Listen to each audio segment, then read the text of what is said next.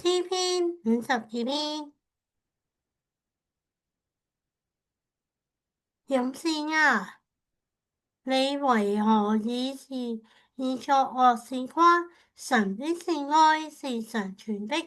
行詭詐的人啊，你的舌頭圖謀敗壞的事，好像磨快的劍刀。你愛惡不愛善，愛說謊不愛說公義細拉。詭詐的舌頭啊，你愛說一切吞吃人的話，神也要拆毀你，直到永遠。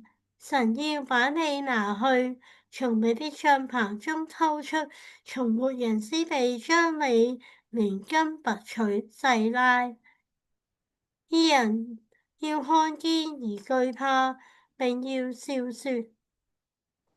笑他說：看啊，這就是那不以神為他力量的人，藉倚靠他豐盛的財富，在慾望上堅立自己。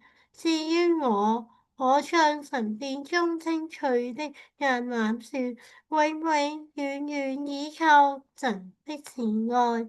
我要感謝稱謝你，直到永遠，因為你行了這事。